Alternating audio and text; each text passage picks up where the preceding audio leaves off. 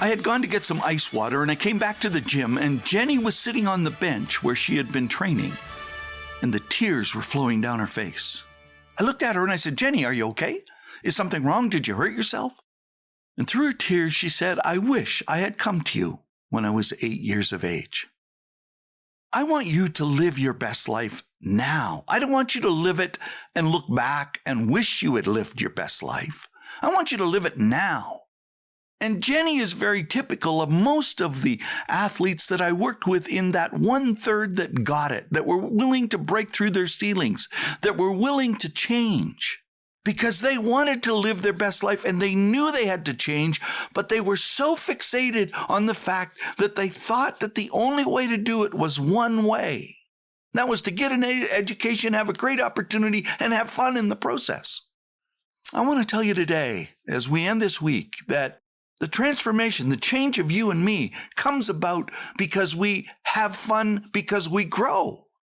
I'm Jungle Jim Hunter, and you're listening to 831, Living Your Best Life, where we inspire participation, communicate precision, and empower performers to podium. And I want you to tell your friends and your relatives to go to their favorite podcast provider or to junglejimhunter.com and subscribe, download, and click on like. And rate us and review us and let us know how we helped you become an 831er, somebody that lives their best life and makes a difference in other people's lives. You see, all of us are inspired at the start. Every day, week, month, maybe even for a year, we might be inspired enough to do it. But when it gets tough, what do? And we're inspired to finish when we suddenly realize that we're almost at the mountaintop and we're almost where we want to go and we can see the finish line and the race is almost over. We can find a little more adrenaline to push ourselves to the finish line.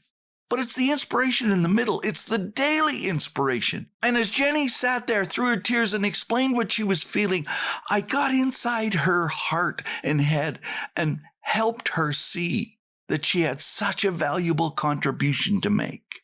She wanted to go to an NCAA school and get an education and be inspired to do something great in life. But she realized that what I had done had turned the light on in her. And there's the difference. The first third had no light. The second third had a light switch, but they only turned it on briefly to see what it was like. But the last third of the 1,013 kids I trained turned the light on and it went on inside them. And I want the light to go on inside you. You see, for me, I had each season another race to push me each week. And I was counting down from 169 to 1. And you may have another race and another game and another practice in season. But in the off season, you got no races, no games. You have to create the games. You can't stay on the mountaintop for all your life. You can't just stay there. You have to come back down to the valley. You have to face the doubts and the fears and the wonder. And can I do it? Will I do it? Am I getting closer? All of these are part of everyone's life. It was part of my life. And I developed this way to confront each one of them and deconstruct them, tear them apart, and then reconstruct it as to how I could become stronger and then transform into what I wanted and needed to become. I want to give you an example of one of the things I used to do. I used to race the bus. I would get up early in the morning, go to the bus driver who would be sitting there at the end of 64th Avenue and Center Street, and he would be sitting there waiting for his time to leave. And I would go to him and I'd say, "We're going to have a race today. I'm going to race you to the other end, all the way down to the end of Elbow Drive and back."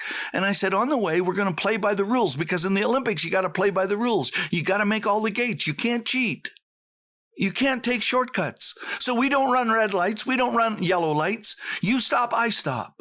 But I'm going to try and keep up to you. I'm going to push myself to beat you to the other end. And he says, "So is this like a competition?" I say, "Yeah, today you're the French team. Tomorrow you'll be the Italian team. The next day, the German team and the American team. And some days you'll be the dreaded Austrian team. And that'll be the day that I really want to beat you." And so we agreed, and we played by the rules, and nobody knew what we were doing. I was just riding my bike, weaving in and out of cars and trucks, and playing by the rules, racing a bus. And I created these games so when I had my doubts, these were the times that I forced myself to really dig deep and deconstruct the fear, the doubt, the concern. Education is important. You're going to spend 10,232 hours from grade 1 to grade 12 in school. And opportunities are great for gaining experience. But fun, you should have that every day. And I want to tell you that all the athletes that I worked with, I never had one athlete come to me and tell me to make sure we had fun today. But every athlete I worked with that was working hard to grow had fun in the process, because growth is fun.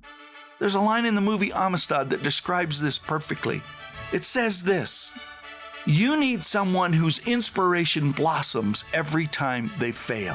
You see, I fail, you fail, we all fail more than we win. And knowing that, you should have fun in your failure because you're growing. Jenny got her NCAA scholarship. She made the team. She was the fittest athlete there. She got her degree, and now she's one of the top coaches in the world and coaches young women to live their best life, inspired with a new dream, a new goal, a new ambition, and is making a difference in other people's lives. Will you? Will you turn the light on today? Will you wake up? Will you decide today that I don't care what it's like in the middle?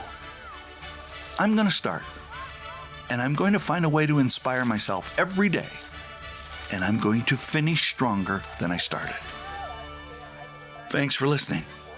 I hope that by the time we meet next time, you will have grown.